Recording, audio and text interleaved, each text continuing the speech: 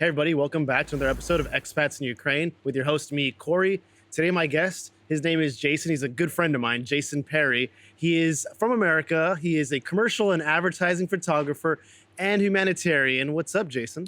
How's it going, man? It's going really well, man. It's been a long time coming. I always invite you to this, and you always have something else to do. We've been trying to do this for a year, I think. Like since you started, it's been crazy, and we always miss each other by a day. Exactly. It's so frustrating. And this is why when you came to town this time, I just had to grab you and bring you to the studio. You know, I was just sitting back and watching your celebrity status, like go like this, and I was like, okay, I'll do it now. No, do it now. Yeah, Exactly. yeah. Well, yeah, I'm a star, guy. Whoa, cool. No, but anyway, so I have humanitarian here. You told me exactly what this humanitarian work consists of, and you gave me like 18 words to describe it. I'm like, okay, why don't you describe what humanitarian means? Yeah, it's my elevator pitch. It's, so I'm a director of an NGO in the United States, and it's Sales of Freedom, and it's an offshoot of a Dutch nonprofit called Zeilen van Vrijheid. They're the guys I started working with in the first days when I first started coming to Ukraine. And we deliver ambulances and medical supplies to medics and evacuation teams working on the front lines in Ukraine. Well, nice, man. Yeah. Yeah, so you do all that from the U.S. then, right? You come to Ukraine probably once every few months or something like this, and you do like a lot of work. Much. Yeah, every couple of months I find myself on a plane coming over here. Typically, I fly to Amsterdam with all the kit that I collected in the States, loaded on an ambulance. Sometimes it's just me. Sometimes just me in a car. Sometimes it's me in an ambulance with 10 other ambulances, and then we drive all the way to Kyiv at least. So usually on to Kharkiv. That's cool. No, I really love your team. You do a lot of work with International Aid Legion, right? Correct. No, I really love that team. All those They're guys the are best. amazing. Yeah. Redeem, Maslow, Surge, you. I consider you guys like my good friends. Dima. Yeah. Oh, Dima. Don't forget Dima. I don't know if you met Dima. I don't think I met Dima. Well, I'll take you to Kharkiv, man. You get to meet, take me to Kharkiv, get man. Get to meet the rest of the crew. I've actually never been to Kharkiv, so Let's go. I'm scared, great. man. I'll have to get my helmet. Yeah.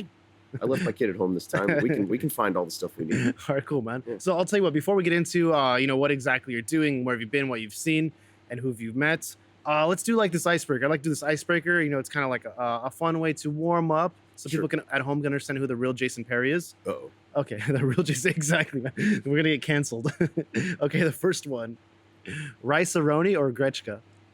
Grechka. Grechka? Rice-a-roni is a San Francisco treat, I right? do, and I'm fairly certain I've never eaten it. So Yeah, no, I just remember the jingle like, on TV because I'm from Southern California. You're from Yeah. San Fran, right? Oh, no, you're from Oklahoma, I'm from but you Oklahoma, but lived I've- in San Fran. yeah, I've lived in San Francisco for 13 years now. 13 years, yeah. Yeah. But yeah, I remember there was this jingle. I don't know if you saw it in Oklahoma. Do they have TVs over there? The San Francisco treat. Yeah, Ding ding. Yes. exactly. Okay, next one. The San Fran Bay or the Black Sea? Ooh, I gotta take the Bay, man. The Bay, okay. It's no place like home. Okay, no, it's true. It's true. I guess the beaches in California, the sand is like a lot more fine. Whereas, I go to the beaches here, like on the Black Sea, Yeah. and it's a bit rocky. Yeah. You get a little bit of everything out in the Bay Area. Like if you go up north a little bit, we have like black sand, volcanic beaches, and I don't know. I love California, man. It's just epically beautiful, and the weather's not bad either. Yeah, no. So it's Okay, just like 15 to 20 degrees like all year long. So No, I love California. It's definitely, I'm a bit biased because I'm from there, sure. but I love it. It's very diverse. It's big. The economy is great. It's just like I'm a bit priced out at the moment, to live in California. I don't know how I maintain there. It's crazy, but yeah. Yeah, I heard Yeah. McDonald's, they have like $20, $25 an hour now. I'm thinking about going back and working there. Yeah, right? Yeah. You'll still be poor, don't worry. Okay, yeah, of course, man. See you on the streets in San Fran. There's many of us poor people there. Yeah, well, you can sleep in my garage. Okay, awesome, man. I work at McDonald's, sleep in a garage. I mean, it's I pretty have a lux- future, guys, if this doesn't work out. It's a luxurious sort of accommodation compared to some people. Exactly, man. Well, okay, I'll tell you. Next one is going to be a tough one. So, Golden Gate Bridge or the Klitschko Bridge here in Kyiv? I'm gonna throw you a bone and say the Klitschko Bridge. The Klitschko Bridge. No, I gotta take the Golden Gate Bridge, man. I always say, like, we used to go cycling all the time, and like my friends would always complain about riding across the Golden Gate Bridge because of like tourists and all that, Mhm. bicycles and pedestrians, all this. It's chaos. It's chaos. And I always used to say, like, if the worst part of your day is riding a bicycle across the Golden Gate Bridge, then you're doing pretty good. Yeah. Yeah. No, it's a beautiful bridge. Every time I go to San Fran, I'm always taking photos of it. It's like something you just have to do. I still do it. Every time I cross over, like I'm always taking photos. It's just never gets old. Yeah. Beautiful. The Klitschko Bridge, on the other hand.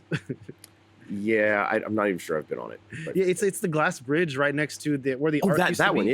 Yeah. Or the Okay. Ark is still there. Yeah. Okay. I've walked on that one a bunch. Yeah, Yeah. it's also very beautiful. I like it a lot. Well, it's nice. Yeah, I guess they finished it before the war. Yeah, because remember there was no bridge there, like in Right. the late 2010s.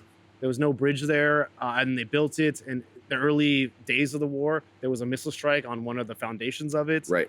Yeah, no, Yeah, very knocked the interesting. blast out of it or something, right? Yeah. But they repaired it. It's fine now. Yeah. But yeah, I remember there was a meme at the time where it showed like the rocket strike, the CCTV footage of the rocket strike on the bridge. Yep. And also showed like video of the Kerch Bridge. Yep. When it got attacked, and it's like built by Ukrainians, built by Russians. Yeah. This one's still standing. That one's not. That's how it works. Yeah, exactly. Okay, and last one. San Fran or Kyiv? Yes. Yes. I'm just Okay. not gonna- We got a winner. I love this place. I love that place. I don't do favorites. For me, I don't like to do favorites. I like different places for different reasons. And every time I come back to this place, it also feels like I'm going home. But yeah. So it's Well, great. San Fran is like a very European style city, right? Yeah. It's very walkable. Public transport works. Yep. They have a Muni. And the BART. Yeah, the And trams. the ferries. Yeah. Yeah. Yeah, no, they have a lot there. Because I remember visiting my cousin up in San Fran, Mhm. and when I was younger, like teenager, and we used to take like public transport or walk around a lot Yeah. when I was there. In LA, you can't do that.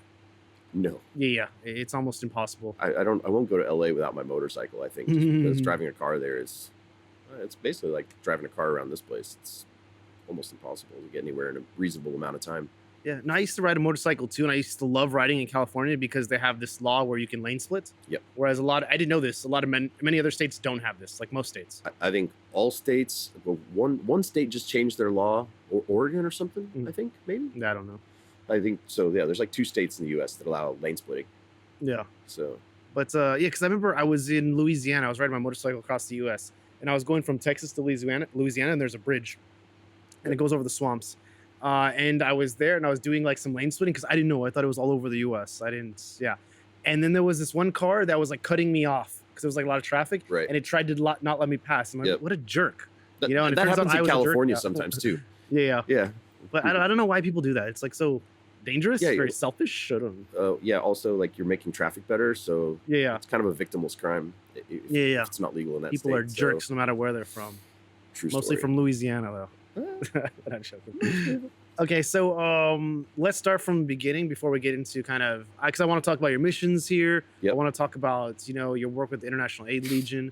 So many topics I want to talk about. But let's start with so you're in the U.S. and what is before you came to Ukraine, before you even came to Ukraine, 2009, right? 2009. Yep. Yeah, before you came, what did you know about Ukraine?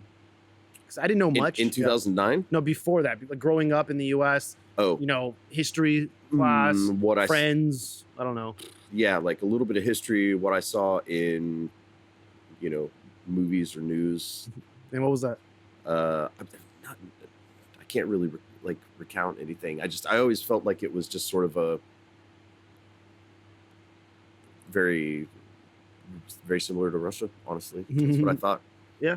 And I was I actually went to Russia when I was 24. 24. 25? Everyone makes 25. mistakes, Jason. Yeah, I know. Yeah, the place is crazy. I couldn't believe I had a lot of very raw experiences when I was there, Mhm. and I was sort of taken aback by just how it was culturally. Yeah. What year was I this? had When a you were lot- 24? What year? Yeah, 2000. I'm sorry. Yeah, 2004. 2004. Okay. I had a lot of fun there too. I got to say, like it was definitely an adventure, and I was happy when it was over. That kind of experience, type 2 fun, Yeah. right? You look back on it, you're like, oh, that was pretty cool. But when you're there, you're like, this is wild. Yeah. When did Putin come to power? Was he president at that time? 2004. Yeah. Yeah. Okay. So I don't remember all the specifics on that, but Oh yeah, he obviously was. Yeah, because Yeltsin wasn't that long. Okay. and I don't know. Fast forward a few years, and I was in Budapest, and I knew a couple Ukrainians through photography, and they were like, "Come to Uzhgorod, hang out. It's beautiful." And I was like, "Yeah, why not?" I was kind of I'd been in Budapest for I don't know 2 weeks or something, so I And what year was this? 2004 as well. 2000. This is 2009. 2009. Yeah, and so I hopped on a train, went to Uzhgorod, and it kind of blew me away. It was a lot different.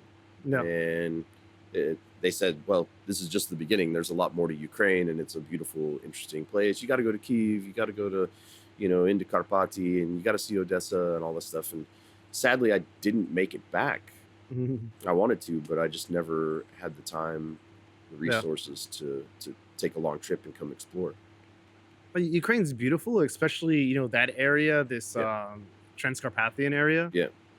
I spent a lot of time in Mukachevo, Yeah. and I've gone to Uzhgorod many, many times, and Yeah. I actually I really like it. It's Yeah. small and it just has like this vibe. I don't know how to Agreed. explain it. It's like if you're going to Ivano-Frankivsk or like maybe Ternopil as well, and Lviv, you have like this vibe. It's like different than Kyiv or Odessa, for example. Yeah, I think I don't know, the communities there feel very insular and sort of autonomous almost.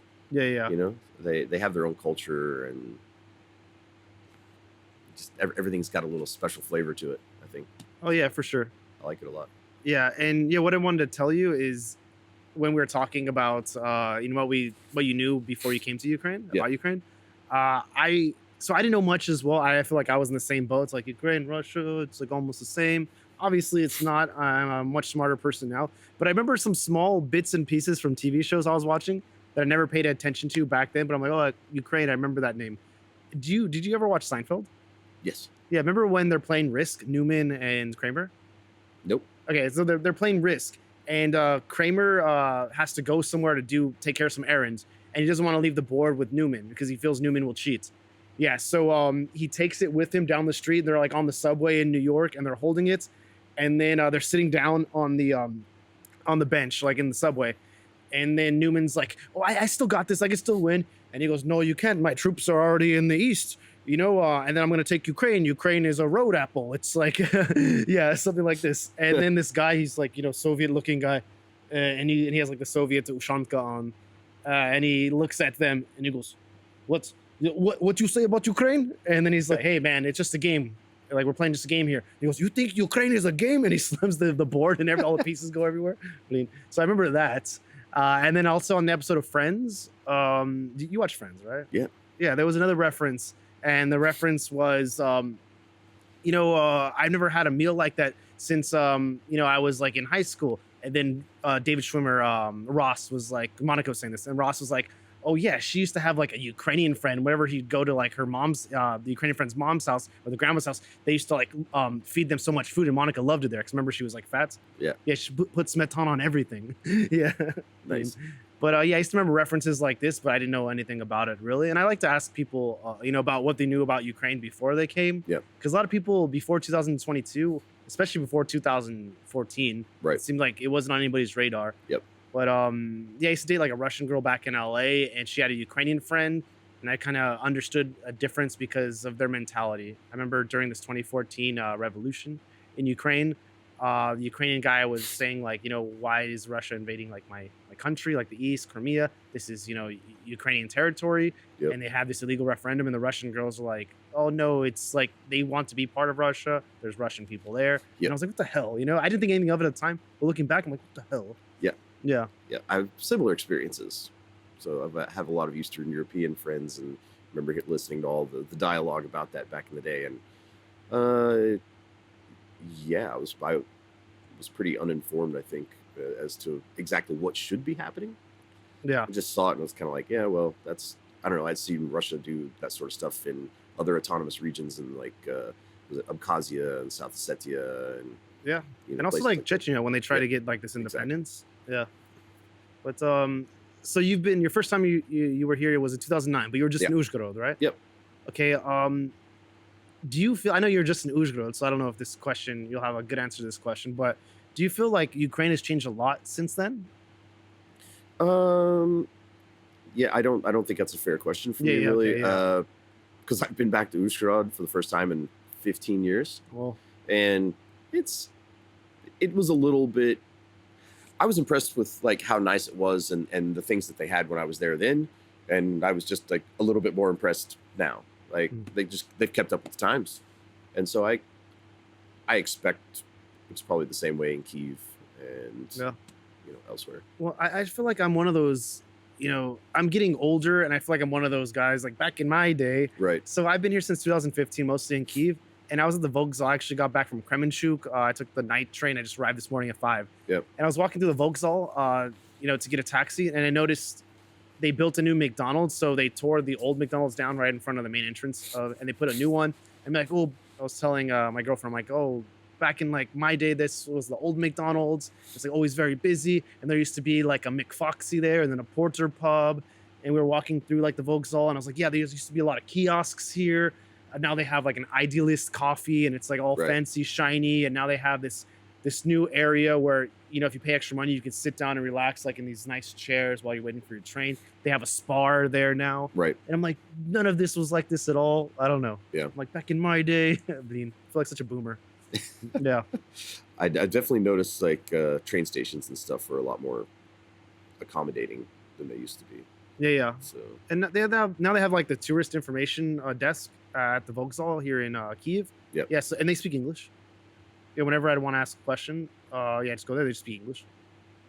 I don't Nice. know. It's very progressive. And I remember I'm talking about like nostalgia.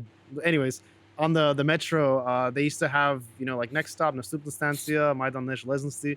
Before it was all in Ukrainian, and now after like 2018, 2019, they switched to English. Yep. After, so they have it in English. Yep. I'm like, wow, man. Yeah. So progressive. There's a lot of people Changing. coming here, so it's kind of a frontier with, I mean, all the tech work and manufacturing, and I remember going to TechCrunch TechCrunch. in San Francisco Mhm. a few years back, like 2017 or something, and there were a ton of I shouldn't say a ton, but there were like quite a few Ukrainian companies there doing all sorts of cool stuff. Drones. Drones. I remember there were like agricultural drones. There were guys there doing that. Wonder what they're doing today. I think I have an idea. Yeah. And doing whether it was just like customer service representatives, telephone representatives, Yeah. or programmers, coders, engineers, all that stuff. Like they had a pretty strong presence. Yeah. So I mean, so I was working for different IT companies here in Kiev, mostly like startup companies. Yep. And I noticed there was a big boom before the war. Yep. So many companies were being started here. The Ukrainian workforce, I don't know, they're very hardworking. They're very intelligent. A lot of programmers. hungry. Yeah. And I don't know, they're very good at their job. Yep. Management. I don't know, they're just very good at their work, and they're very motivated. And it was unfortunate when the war started, because a lot of these companies used to work for, they relocated to Europe or different areas like the Yep. US. And it's kind of a shame, because I don't know if they'll reopen offices back in Kiev even when the war ends. Right. Yeah, because they're used to kind of the life over there. Now it's been like 3 years? Yep. Almost 3 years. It's crazy. Yeah, no, such a shame. So 2009 was the first time you were here. You were here for like, I don't know, a few days, a week. Yeah, a few days. A few days, okay. And then fast forward to February 2022, Yeah. full-scale invasion happened. What were you doing? I was, playing photographer, trying to figure out how to make a living in a sort of that's not a post-pandemic world. That was sort of still a pandemic Mhm. world. Everything was pretty crazy. Mhm. Trying to figure out how to make a living there.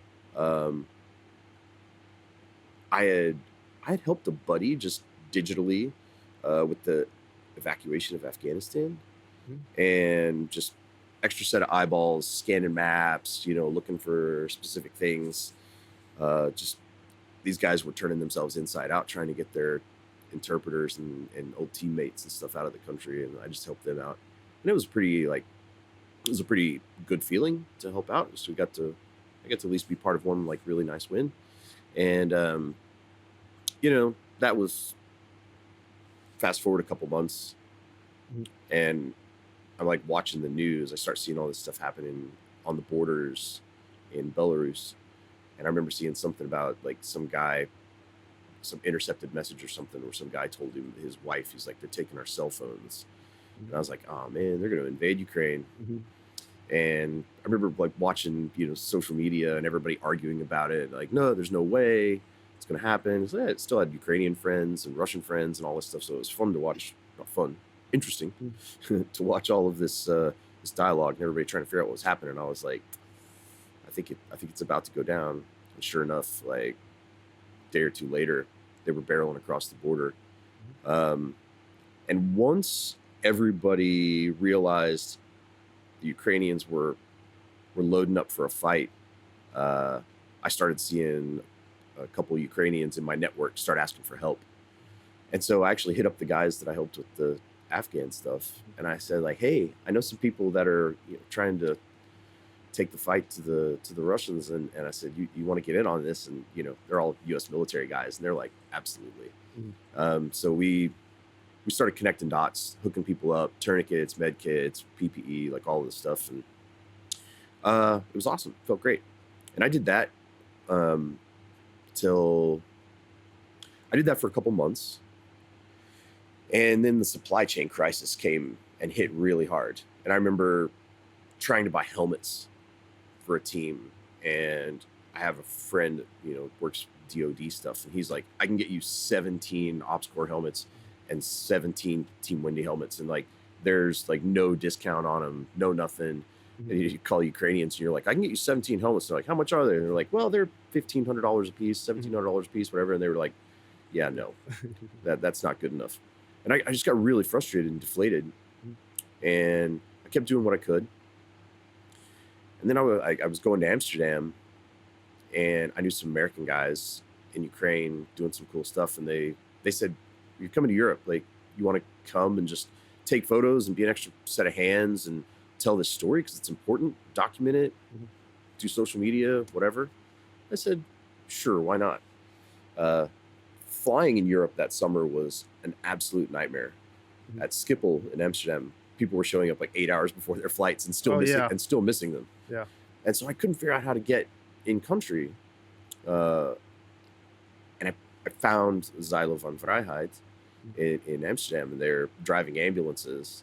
And they had like 100 followers on Instagram. So I just pinged them and I said, hey, like, I live in San Francisco. I'm here. I got these friends in Ukraine. I need a ride.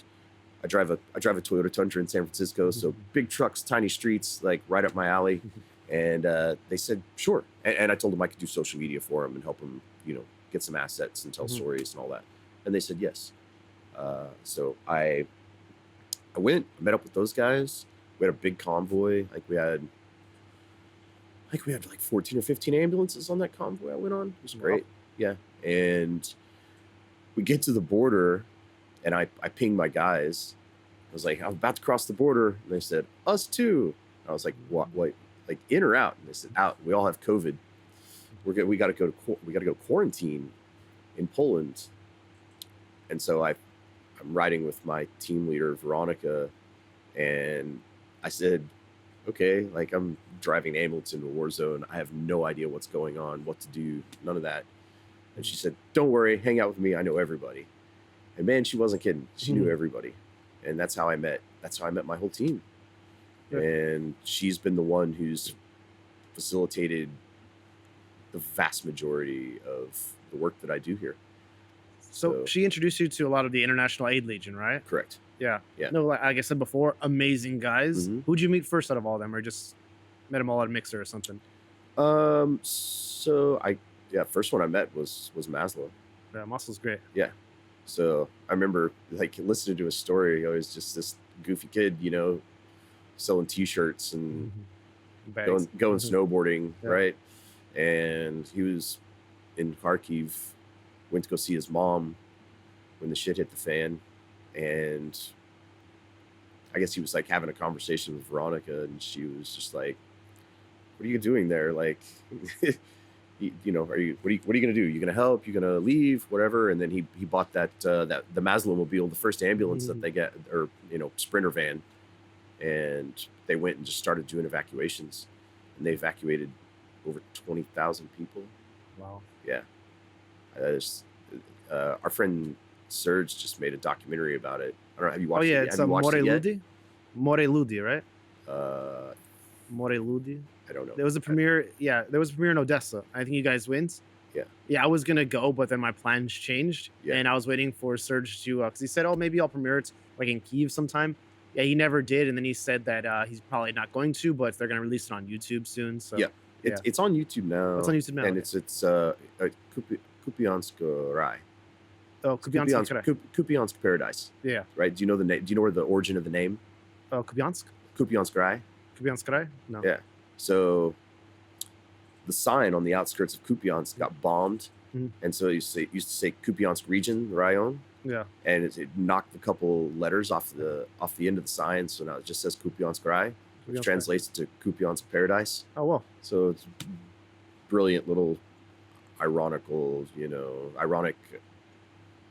accident. I don't know. Yeah. Yeah. Okay, yeah, so the name of it was Kupiansk Krai, right? It's the name of the documentary? Oh, okay, so because the Instagram page is More Ludi, and I think he just promotes like all of his video projects there, right? I don't know. Yeah, okay. I'm sorry. That's Yeah. fine, because I was thinking about it, because More Ludi, it translates to people of the sea, and he's from Odessa, so it's Yeah. like Black Sea. Yeah. Yeah. I'm unfamiliar with that. Oh, okay, that yeah, name. because he was promoting it on that, and I thought it was the name of the documentary, but this makes more sense because I remember looking at the trailer and it said Kupiansk Krai. Yeah. And I was like, okay, is this like the production company? I don't know. I was a little confused. Yeah. Thank you for clearing it up, Jason. But how was the movie? How was the film? It's great. It was a little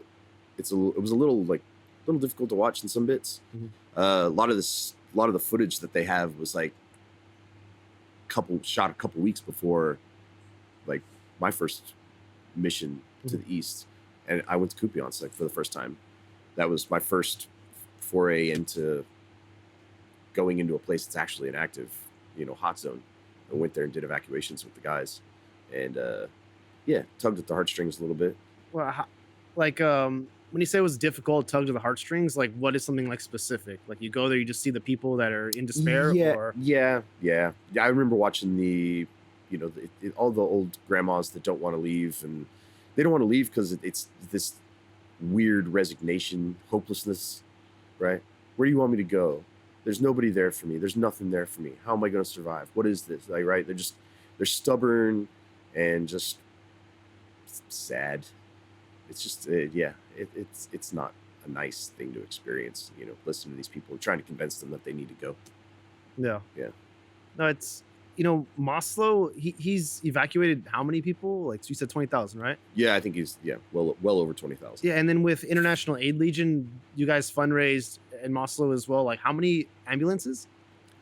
I don't Vehicles? Because he listed it on his so- page, but it was Yeah, so between all of our three organizations that Mhm. we all work together, we're at 212 or something. 200, I think. I think the car I just drove over the border the other day, I think was like 212, 212, 215, something like that. wow. And there was another convoy right behind us.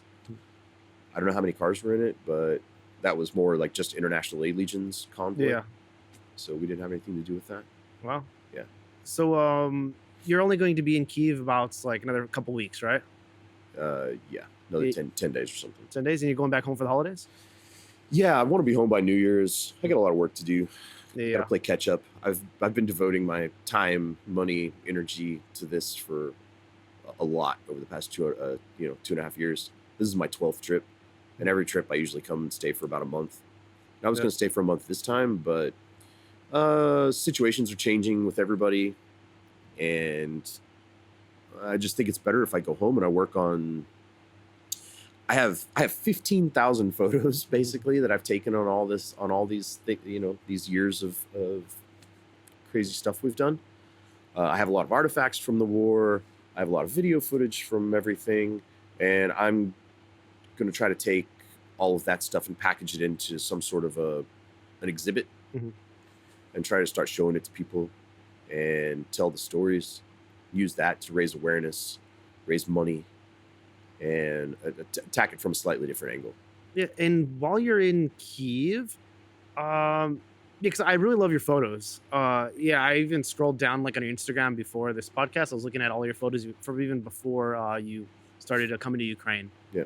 I'm a big fan. And maybe before you leave, maybe you can print a photo and you can sign it for me. Sure. I'm collecting like a lot of souvenirs, of interesting people I meet. Yeah.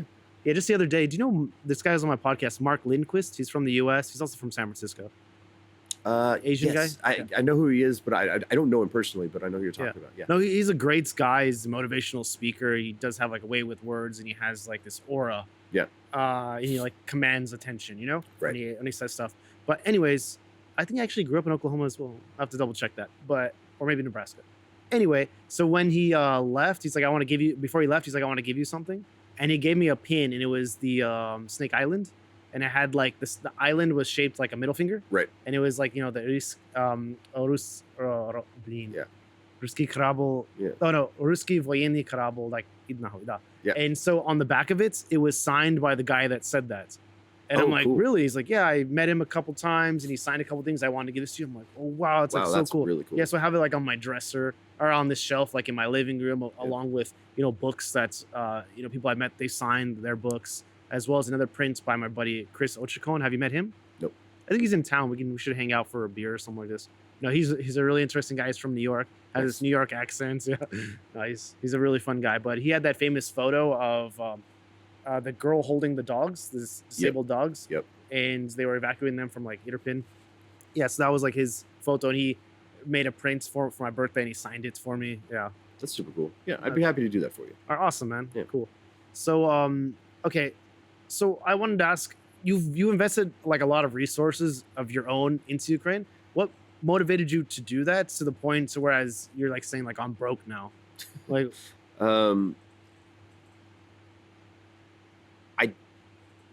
I don't really know anybody who was doing the stuff that I was doing, and I saw the direct impact it was having. Me coming here, me buying stuff, bringing it here. You know, I'm not a journalist, but I always have a camera with me, and going and doing these missions, helping out the team, saving people's lives. You know, I've got some like pretty wild stories about my presence here and like things I've done directly helping people. And it's hard to look the other way. Mhm. That's it. That's all it boils down to. I just couldn't quit. Yeah, when you say you have these stories, can you share a story with us? Like maybe somebody No. you met? No, secret. No, but is there somebody you met that, you know, kind of motivated you even more, like inspired you even? Because I meet people all the time, and I get, you know, more inspired by meeting these people, and it kind of pushes me to want to support Ukraine even more. My team especially, but a couple of the medics, Ashley, right? Like the people who've come here from all over the world Mhm. and like really, really put their lives on the line to help people out. Yeah. Going and meeting them, supporting them, buying them stuff. That's been, that's the stuff that motivates me to keep going. Yeah. So And you've met like a lot of interesting, you know, people, because I follow you on social media. I'm a fan. I'm a stalker. Just not, but I know you. So you know Mutsi, right? Yeah. Mutsi. Yeah. How was she like? Because I know she just gave birth recently. Yeah, Yeah. just a few days ago. So they wanted me to come see their baby. I was in Lviv, and I actually dropped off a package for them in Lviv on my way in.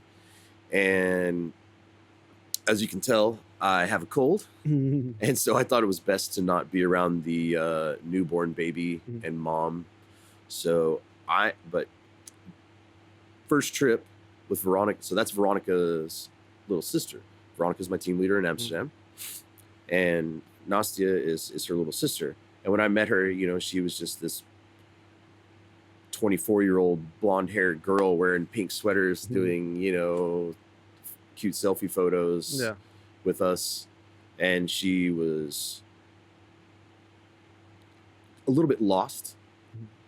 not knowing what to do. Moved to Amsterdam, lived with her sister, start her life over, stay in Kyiv, try to figure out, you know, if she wants to be an engineer, you know, programmer, IT, something like that. She didn't know what she wanted to do. And then her sister like calls me and says like, "Oh, so Nastia's going to be a combat medic." Yeah. Okay, that was a pretty bold jump.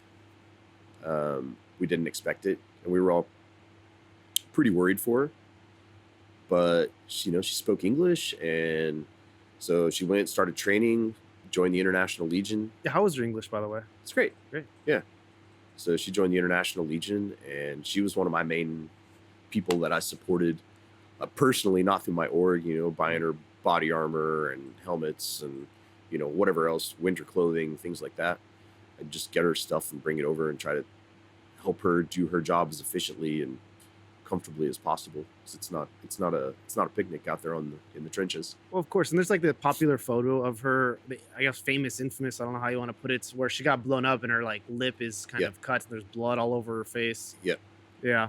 Yeah, But actually, I have that video on my phone of her being blown up. gushing blood. Yeah, a piece of shrapnel like went through her face and knocked one of her teeth out, Whoa. and she's like she's looking at it on her phone. She's using her phone as a mirror, but Mhm. she's also recording a video, and she's like, oh, ooh, ooh, and then she's like, it's nothing, it's nothing, and then just like goes and keeps working. And I'm Was it like an arty or what was it? yeah, I think it was a mortar round. Mortar round? Came in and Wow. popped him, and shrapnel or something Mhm. came through the side of her face. So you're obviously still in touch with her. So Yeah. after so do you think she's gonna go back and do some more combat medic work, or she's No. gonna just no? She's done. No, she's probably do training. Mhm.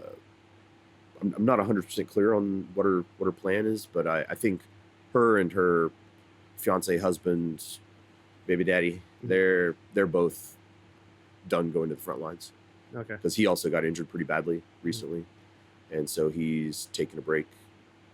Yeah.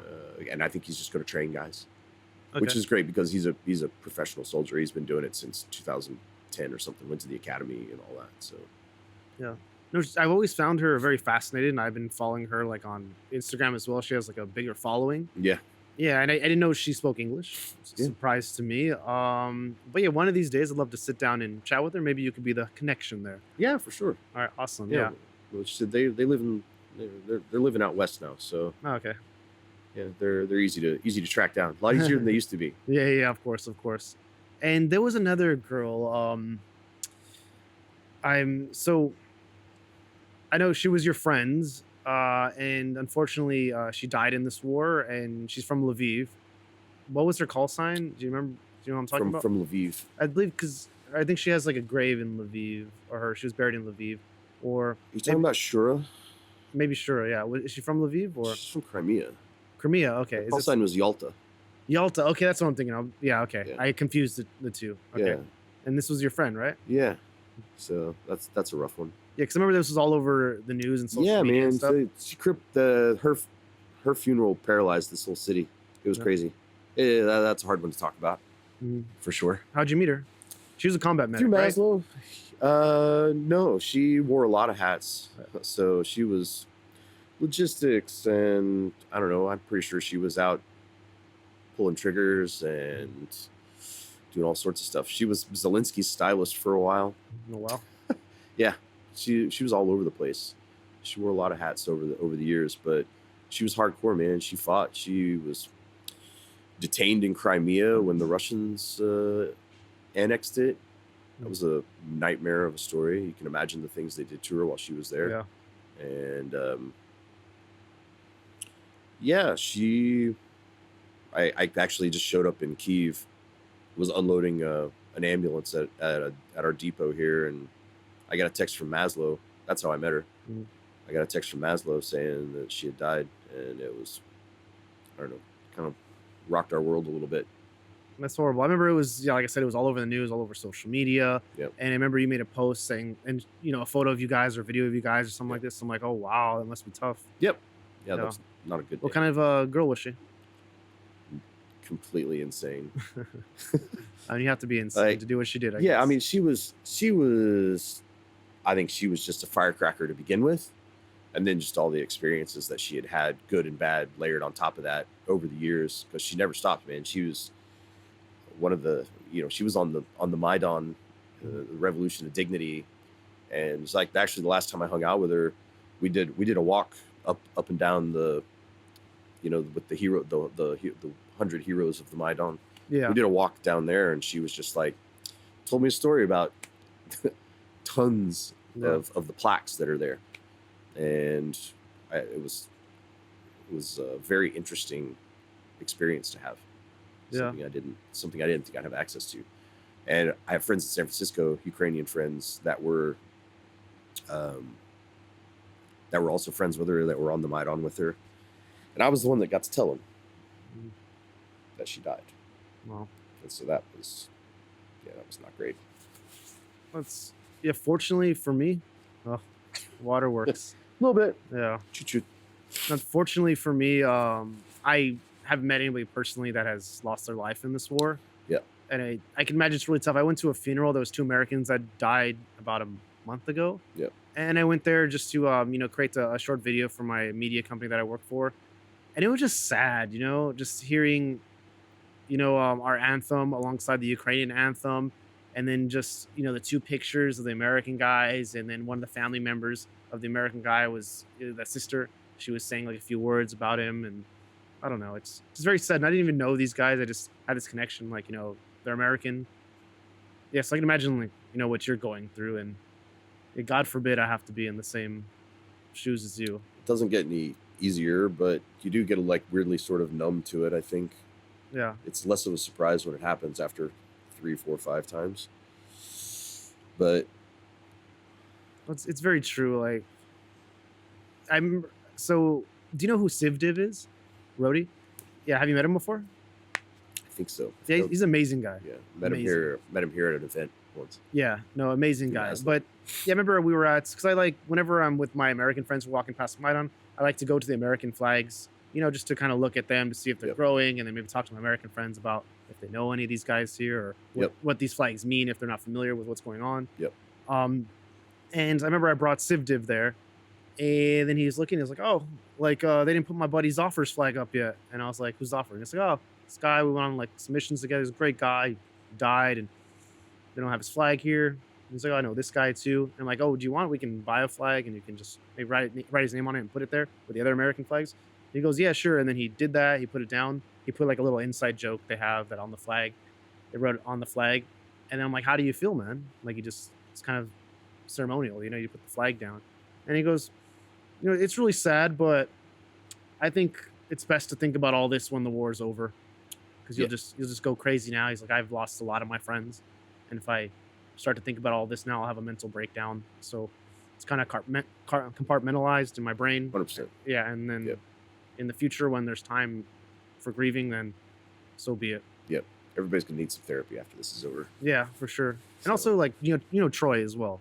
I do. Yeah, when I Very brought him well. to the flags a couple times when we were walking around, and he knows like all those guys. Yeah. He goes, I know this guy and this guy, and I'm like, wow, Troy, you.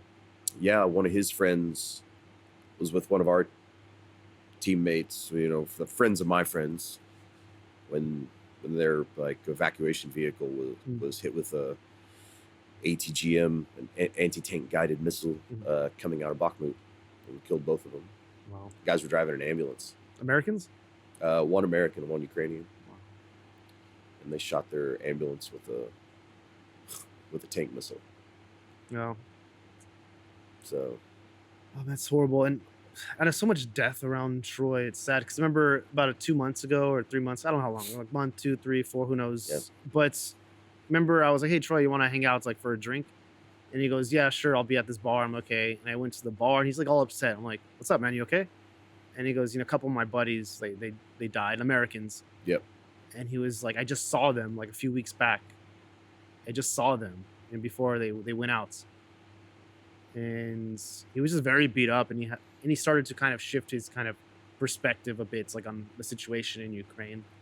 I'm not gonna go into details, but it was just it's taking a mental toll on him. And Troy's like a tough guy, like mentally, the toughest. Yeah, so I can Yeah. imagine, what other people that don't have that such a strong like mentality that Troy has, how they're dealing with it. I don't know. Yeah, it's pack it up and move on. Yeah, That's all you can do. exactly, man. I don't know. Or give up.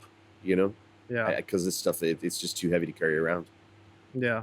So It's people are fighting for their land, so of course they're not going to give up. But it's that's only have one that's option. the thing. Yeah.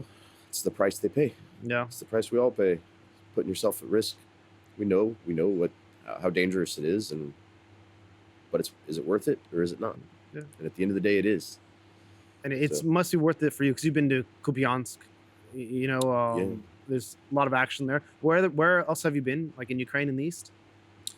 I've been to Vovchansk. Volchansk. Yeah, the city formerly known as Vovchansk. That's completely gone now. Mm-hmm. Um, How was it there? What was the? it was completely. I mean, it was not completely destroyed when we were there, but it was very close to completely destroyed. Mhm. And there's still like a church, and there was a gymnasium that was still there that was being used as a depot Mhm. where we dropped off a bunch of stuff. We the the police chief there. I think he's a chief. I'm not exactly sure, but he's the head of the police there. He took us on a tour of the city and showed us everything. And like, yeah, it was badly beaten up at that point. He took us up to the border, like, or as close to the border as you could get, the last block post, where the road's just covered in anti-tank mines, and there's the Belgorod sign, Yeah. which, like, you're super close. Yeah. And they bombed it just a few minutes after we left. Wow. So that was I mean, they know what they're doing. They don't stay in any place for more than 7 or 8 minutes, because you know how long it takes them to get their shit together and start hucking bombs at you. And sure enough, they did. So we got out of there. You said before, like in the U.S., you had friends. You said before in the U.S. you had friends that were Russian, right? Like, just not friends, maybe acquaintances or whatever. And then you see a city like Volchansk, being a city like Volchansk being almost flattened. Yep. Do you like change your perspective on Russian people in general after you see the damage that their government and also the people of that government have done? That's a loaded question. I get a considerable amount of support from Russian people, and there's there's a question that I have that lets me decide who's on my team or not. And everybody I know who's Russian does not agree with this war. Some of them, there's always a but afterwards. I don't like this war. I feel bad for Ukraine, but, and all the talking points. Yeah. NATO, whatever. Genocide of Russians in Donbass for 8 years. Sure. Yeah, And so my question that helps me figure it out is, do you want Russia to lose this war? That's the one. That's the question. If they pause and hesitate, then it's like, yeah, all right. Yeah, no, I have a similar question. I can tell it's, who does Crimea belong to, Ukraine or Russia? Right. Yeah, and a lot of them, they'll like, well, there's a lot of Russian people there. Like, bleed, okay. Yeah. I know. Yeah. I know where you stand now. Yeah, exactly. So, but I do get a considerable amount of support from a handful of, Russian acquaintances back home. And that's nice. Yeah, I remember. So I had like Russian, people I knew, not necessarily friends back in the US. It was mostly because my ex-girlfriend was Russian. And so a lot of her friends are Russian, but I never really hung out with them besides like these group events we would go to. So I couldn't say I really had any Russian friends, except for this one girl, Sasha. And she ended up visiting Ukraine like in 2016, 2017. And so I became friends with her. She was here for like a little while. And then she left to the US. She was studying at, I believe it was MIT. Yeah, it's a very smart girl. I believe it was MIT. Some university in Massachusetts. Anyway, she ended up moving to San Francisco. She lives there now. And then after the full-scale invasion, she messaged me. And she said, Corey, are you okay? And I was like, oh, yeah, I'm fine. Like, thanks for remembering me. She goes, yeah, it's really, really bad what my country is doing. I don't support this at all. If you need anything, let me know. And then at this time, my buddies like in LA, they were kind of, organizing some fundraiser. I said, can you just like maybe help them out, with their fundraiser if they need to talk to the embassy or something like this? They need to figure out some Ukrainian organizations they can give their stuff to. Right. And this is like the early, like first weeks, couple weeks of the war. And she's like, yeah, I'll do anything. So she got in touch with my friends and she helped them organize like everything like this. And so I consider her, to be one of these good Russians, if you will. Yep. And a lot of people have a zero tolerance policy, and I totally understand. Yep. It's not my place to correct them on it, but I do try to share my experiences. And I feel like also it's a good idea not to alienate people who will help us, even if they still have a Russian passport or whatever. That's a risk for them too. If they do, they can't go home after doing stuff like that. Yeah. So, not that they'd want to, I think, but with the state of things there. But yeah, I don't know. If you're on my team, you're on my team. I don't care what flag you're waving. Yeah. So, I mean, and I've also come across like a lot of bad Russians. Like, for example, I was in Germany. I was in Berlin. I was with my two friends. They're Ukrainian, and we're on this bus. We're going back home. And at the back of the bus, there was two Russian guys, and we kind of overheard them talking. And they were basically, it was like maybe few months like after the invasion or something like this, like 6 months, something like this. And they were talking about, what's going on in the war. They're like, oh yeah, I hope it's over quick, so we can kind of have this land as ours. We can finally end the war this way, Yep. this is like our lands. And I was getting so upset, and then my friends, they were like, don't say anything. These guys were like bigger anyways. They were probably would have like, took me out. They were two big guys. But I was like so bad. I'm like, fuck, excuse me. I want to say something to these people. Like, what the hell, are you balnoy? Are you sick? Yeah. And the girls were like, don't say anything, don't say anything. But even though I knew that if it come to confrontation, they would like both jump me. It's just me and then two girls, Yeah. But I so wanted to say something like, dude, like, are you sick? Are you crazy? You support your government. Oh my gosh. I was getting, my blood was boiling, man. My adrenaline was starting to pump. Yeah. Yep. I've had similar experiences with Americans, Mhm. but I don't know. I try to keep my mouth shut. Yeah. It's not going to achieve anything. Yeah. So, Let's yeah. you know me keeping my mouth shut is a real challenge. Yeah, So- of course, man. But so what were they saying? Like these American people? Russian talking points, Right. all the same stuff. They just read the wrong news, and it's always about how it's the West's fault. It's a proxy war, NATO. And it's like people that just don't understand. There are so many complexities around this war. Mhm. There's so much nuance and so much history and geopolitical chess games, and these people are just playing checkers. Yeah. That's it. They don't understand all of this. That like the NATO thing. The NATO thing drives me insane. So I was just talking with my buddy Sneg. He drove here with me, and he's from Latvia. Oh yeah. I saw And- that photo yeah. or the video. Yeah. Yeah. And so he's, he was talking about just like these countries that have joined NATO, like they worked really hard. It's not like NATO moved in, like they begged to join NATO.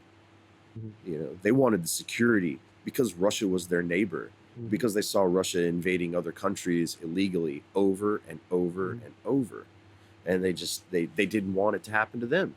So they begged to join NATO, and they did a lot of work, and they pay a lot of money, and they go through a lot of changes to standardize their armies, and it's crazy. And then these people are just like, oh yeah, like oh the CIA went in and just Had a coup. manipulated all Yeah. these people into joining NATO, and it's couldn't be further from the truth. Yeah, this is what they say about the Euromaidan revolution in 2014. Of course. Yeah, as America was involved, they orchestrated this coup in Ukraine. This is why Russia had to invade, and Yeah. Those are people that don't know Ukrainians very well, yeah, or Ukrainian history. exactly. Do you know who Johnny Harris is? Yes. Yeah, he recently had that video talking about Russians' perspective. Yeah. And I was thinking of like Russian perspective. It's like, because I watched the beginning of it and I just couldn't finish it.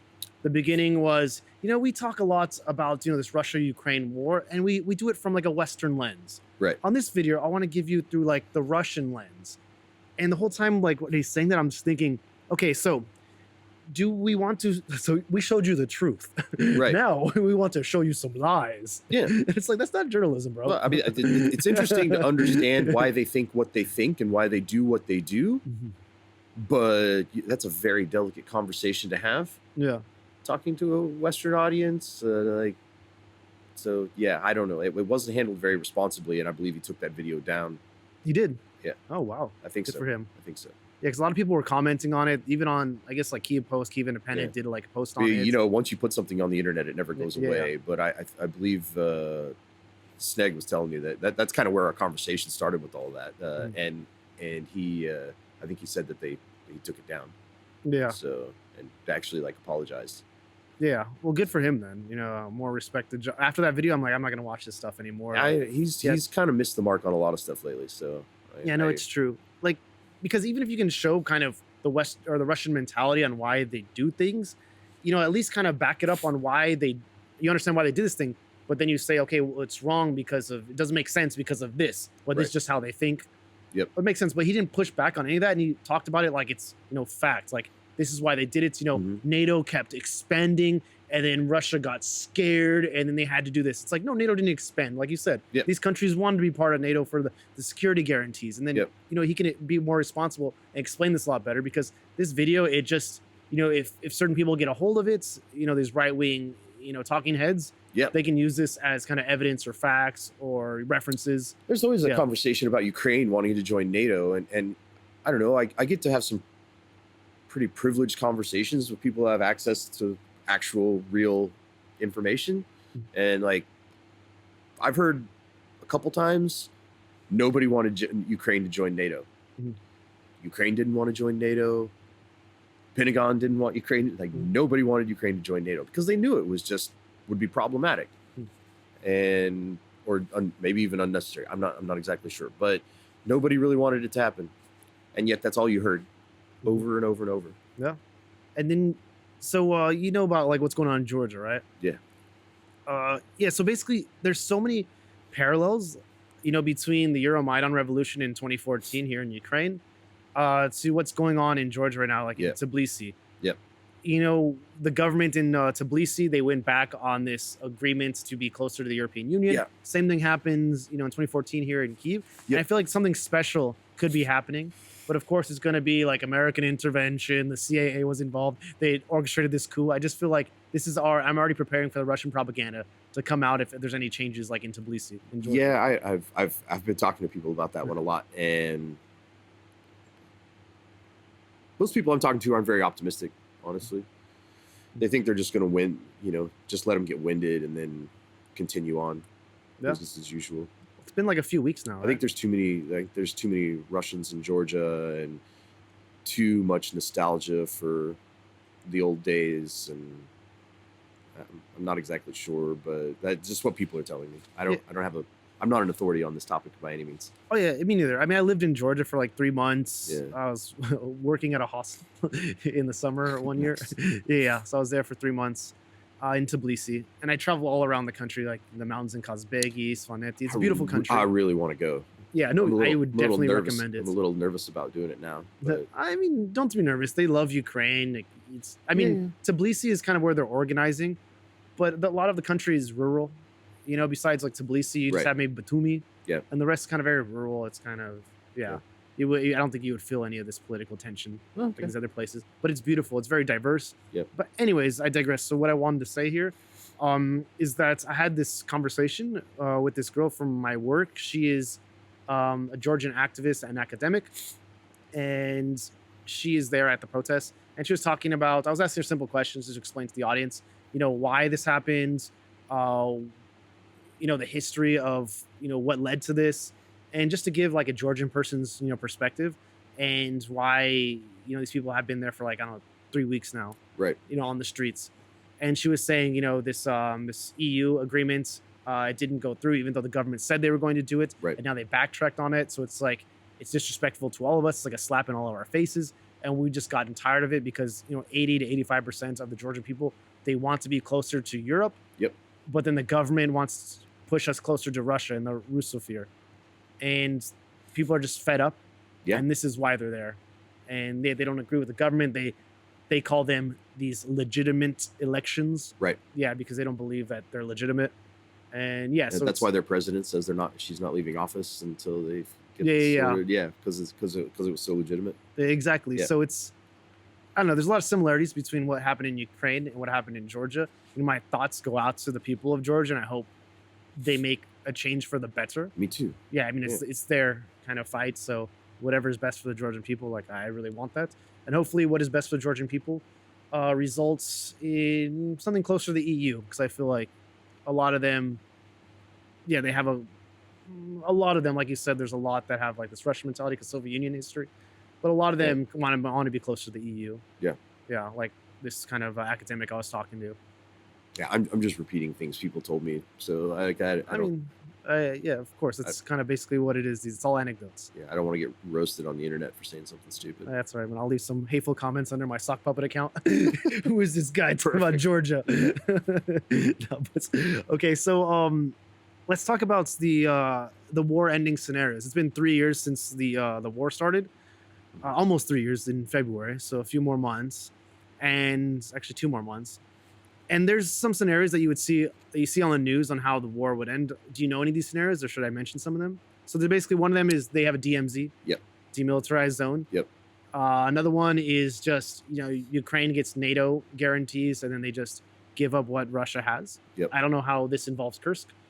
Um, and then I guess the other one wouldn't be negotiation; it'd just be keep fighting. Yep. I think Kursk is probably going to be a bargaining chip. Mhm. It's not really that much. They don't have that much land. Mhm. So, I know what the Russians are talking about. I don't know how factual this is, but there's I see some things where they're talking about wrapping this up as well. Mhm. But they want to take Kherson and Zaporizhia, and so maybe Kursk is a good bargaining chip for that. I don't know, Yeah.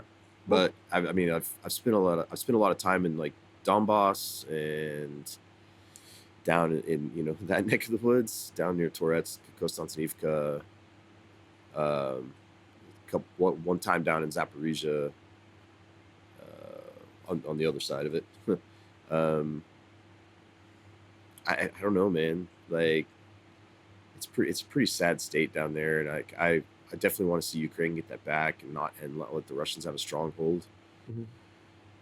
But considering the state of the destruction and everything down there, I wouldn't be surprised if they just draw a line on the map and say, okay, that's it. And then, but the frustrating thing about that is that we're going to be back doing this again in 5 or 10 years. Yeah. And that's why I think nothing short of a decisive victory for Ukraine is going to spell disaster for the rest of the world. Mhm. In some capacity. This is a bad precedent for other, dictatorships, strongman governments like China and Taiwan. So everybody sort of says like, oh yeah, well, we can get away with it. Yeah. And not to mention just all the meddling in Western affairs and elections and things like that, and just our society, from Russian troll farms and misinformation machines, and it's terribly destructive, and they're not going to stop doing that unless they get smacked really hard. Do you think this will break out into like a bigger war, like World War III kind of thing? I don't know what I don't know. Okay. The potential's there for it. Yeah.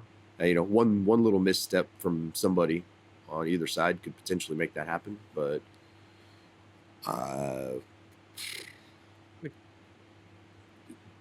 what is it? Somebody said the other day is like World War III's already started. Ukraine's either the first battle or the last battle. Well, a good way to put it. Because this guy Mark, I talked about earlier, he was saying like, Russia is already at war with the U.S. It's not like bombs and bullets. I tell It's people like that all the time. words and posts, and I tell people that all the time. This hybrid warfare that we're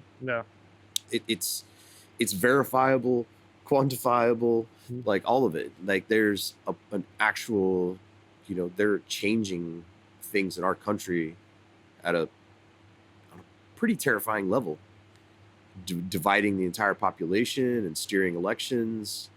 It's not good for anybody. Yeah. And how else are we going to get out in front of that? Because they're slick, Yeah. doing countermeasures aren't enough. They're not going to be. And so it's like I don't want to sit here and say like, yeah, we should just let it rip. But I almost feel like there's an inevitability to it.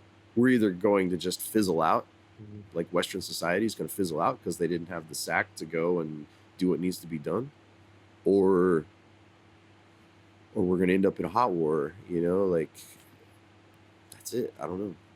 It's all very concerning. It doesn't feel great right now. Yeah. The state of the world. Yeah, the West just seems very indecisive about what they want to do, and a lot of it recently had to do with the American election.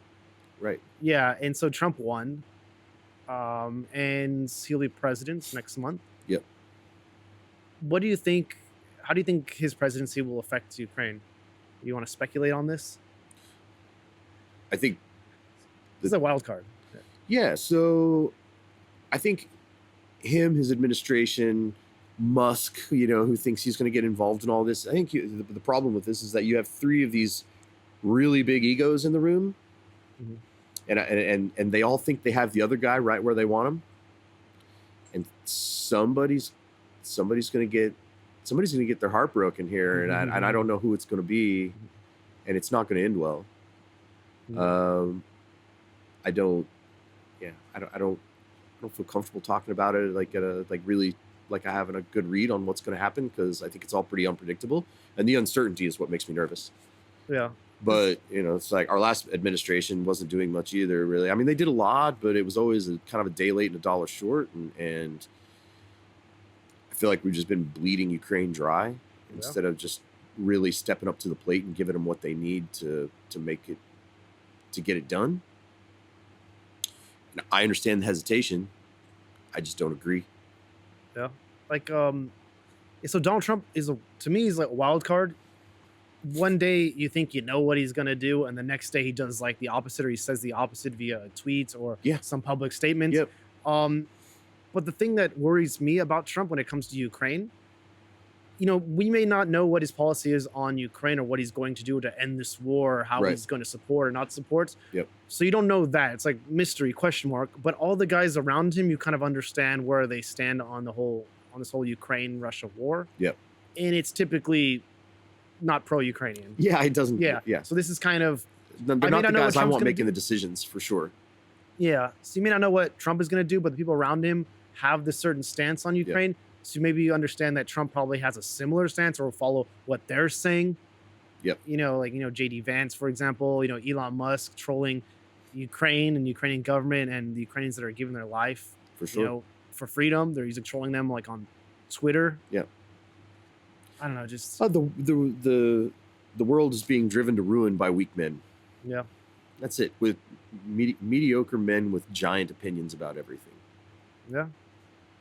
It's just, so I remember somebody was saying, like, I didn't realize, not realize, but why are there so many stupid people out there? Because you go on social media, there's like a bunch of stupid people. And then somebody rebutted with that, saying, well, it's not that there's more stupid people now. It's just everyone basically has a microphone. Yep. To put their stupidity on display. Yeah. We used to just ignore those people. Yeah, exactly. Yeah, and now that's what I always say. It's mediocre dipshits with big opinions. Like it's constant. I have people who lecture me about Ukraine who don't have a passport. They're geopolitical experts, and they work at a smog station for Caltrans. Literally, that happened. And I try to keep my cool and have a constructive conversation and take their point, try to work back from it. Mm-hmm. And I usually just find myself getting nowhere with them. Yeah. So whatever. Has it ever happened where you got somewhere with somebody and changed their opinion on what's going on? Because to me, it's never happened. The people that have their opinion about what's really going on in Ukraine that live in the U.S., they typically don't change their mind. Even when I tell them, like, I'm here, I see what's going on. This is typically what it's like. Yeah. This is where your tax dollars are actually going. This is kind of, and they still don't believe it. I've seen people soften a little bit. Mm-hmm. I wouldn't say completely change their mind, mm-hmm.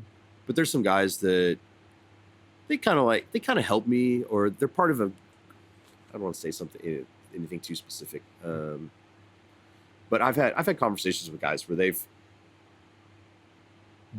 bought into the Russian talking points.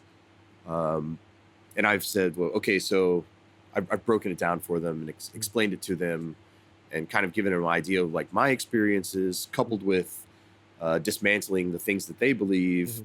in a friendly way. And they start to come around. Okay, like I get your point. I didn't know that, and so like it doesn't happen a lot, but it's happened a few times. Yeah. Yeah. That's good. I mean, if you can change one person's mind, yeah, it's like planting a seed. Maybe it'll grow in some other people's brains as well. Yeah. But we're coming close to our time. So the one last kind of topic or thing I want to talk with you about is, so what are your plans for the future? And say Ukraine, the war ends, whether it's on Russia's terms, Ukraine's terms, or neutrality terms, whatever that is. What are you going to do?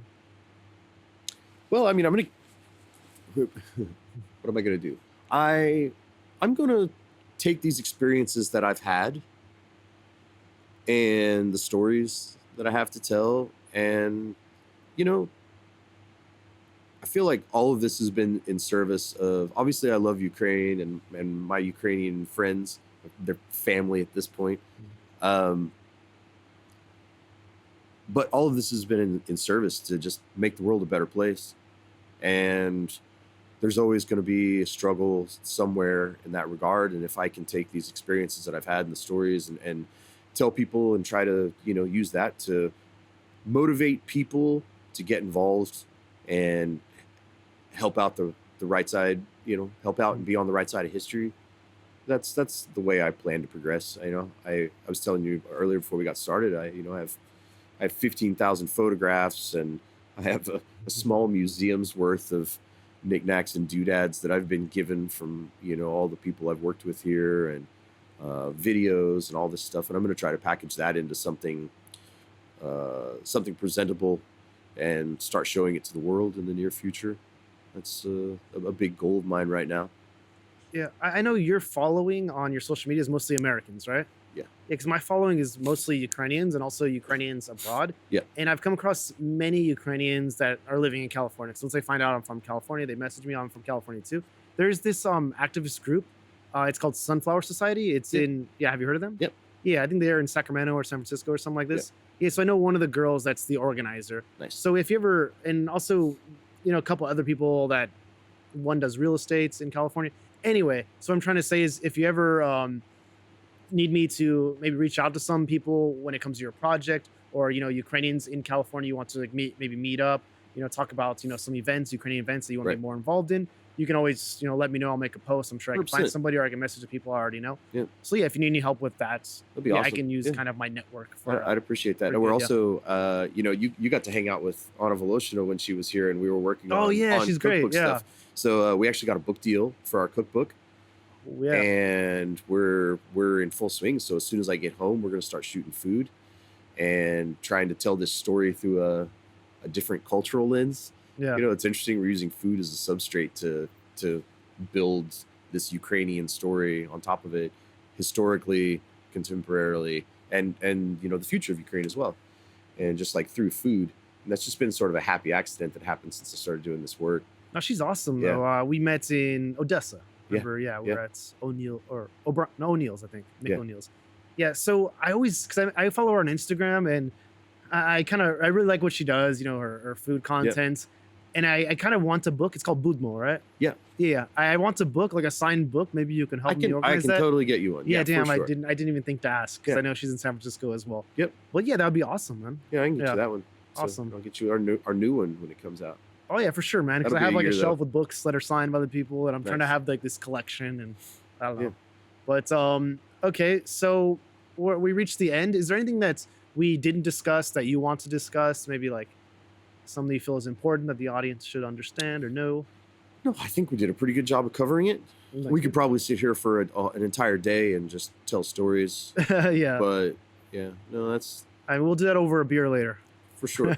Yeah, but I'll tell you what. So maybe you can plug some of these organizations like International Aid Legion. Maybe how people can donate, how people can follow you, what people can do. I don't know. Maybe you can plug all of that. Just look in this camera over here. The easiest way for people to track all this down is I have a link page on my Instagram and on my website. So I'm Jason Perry Photo everywhere. So jasonperryphoto.com, at Jason Perry Photo on all the social media pages. But the big ones for me are my Instagram and my personal website. So if you want to donate, if you're in Europe and you want to donate to Zeilen van Vrijheid, you can go there, and there's a portal. There's a link to that. International Aid Legion, there's a link there.